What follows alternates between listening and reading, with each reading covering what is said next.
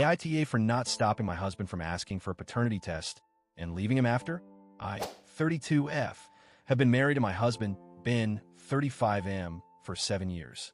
We met in college, and we were both each other's first serious relationships. Everything in our relationship has been good up until this point. We have a 4-year-old son, Theo, and honestly, we had the kind of marriage that a lot of people envied.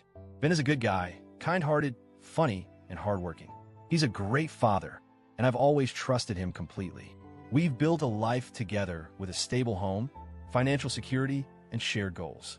We don't fight much, and when we do, we always work things out. But recently, something changed. So, one day, a couple of weeks ago, Ben came home after work and dropped a bombshell on me. Out of nowhere, he asked for a paternity test for our son. I was stunned. I couldn't believe what I was hearing. We were sitting at the dinner table when he casually said, "I think we need to get a paternity test for Theo." I stared at him, unsure of how to process this. I asked, "What do you mean?"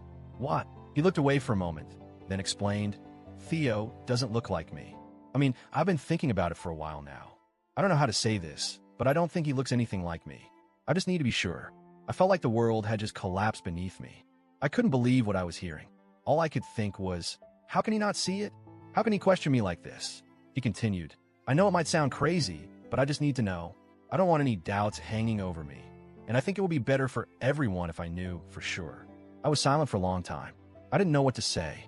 I knew he wasn't accusing me directly of cheating, but his words still cut deep.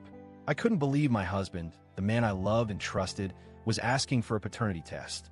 I've always been faithful to him, and I've never once even considered being with anyone else. And here he was, questioning the one thing I thought was the foundation of our marriage, the trust between us. But instead of reacting in anger, I just said, "If that's what you need, then I can't stop you. I'll go along with it, but I need you to understand that I've never been unfaithful to you. I've never been with anyone else. You're my first and only partner."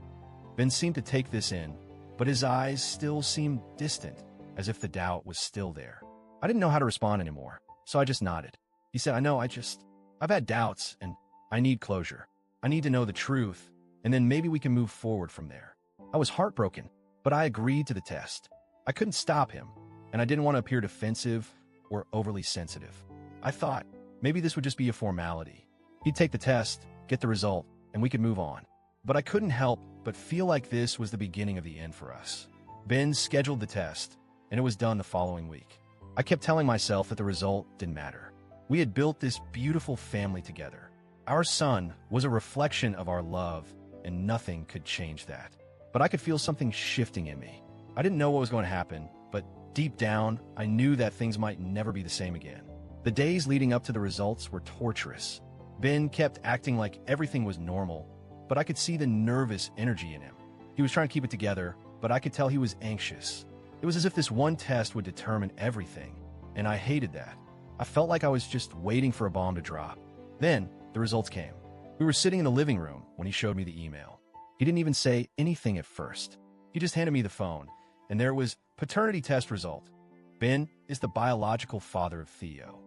For a moment, I felt a strange mix of relief and bitterness. Relief because I knew that our son was his, as I always knew. But bitterness because this moment, which should have been a joyful confirmation, felt like a hollow victory for him. Ben looked at me, and he smiled. "Well, now I know for sure. He's mine." I didn't know how to respond. What was I supposed to say? Congratulations? I couldn't find the words. Instead, I just said, "Congrats. Now you know for sure that Theo is your son and that you've been paying for him all these years." Ben seemed taken aback. "What do you mean by that?" I looked at him, and my emotions boiled over. If you had any doubts about me or our son, then I guess that's it. You got the answer you were looking for. But if you think I would ever cheat on you, then maybe this marriage isn't worth saving. Maybe we shouldn't be together anymore. Ben's face changed. His smile faded, and he looked at me with confusion and hurt. "What are you talking about?" This was just about getting closure. Closure? I snapped, feeling the anger rise. "No, Ben, this wasn't just about getting closure. This was about you doubting me, doubting everything we've built together. This was about you thinking I'm a liar, a cheater, and I can't live like that. If you think I'm capable of that, then we shouldn't be together." He took a step forward, his voice pleading. "Come on, don't do this. I'm sorry. I didn't mean to hurt you. I just needed to know. Please, don't leave. This is just a misunderstanding." But I was already done. I couldn't stay in a marriage where the trust was shattered. When my husband, the man I loved, thought I could betray him like that. I gathered my things, packed up Theo's bag, and left. We went to a hotel, and I haven't gone back since. It's been a few days now, and Ben has been calling and texting nonstop. He keeps apologizing, saying he never meant to hurt me. He says he was just trying to be sure and that I should have stopped him from taking the test if it bothered me so much. He even accused me of being a bratty child and ruining everything. But I don't think I'm the one ruining everything. I didn't ask him to question me. I didn't ask for any of this. He's the one who decided that our son's paternity needed to be tested, and now that the results came back, he's acting like I'm the one who overreacted. I've been debating whether to give him another chance. I've thought about it a lot, but every time I think about it, I remember how it felt when he asked for the test.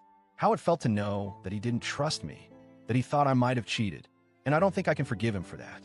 So, Reddit, AITA for not stopping my husband from getting the paternity test and leaving after it was confirmed that our son is his?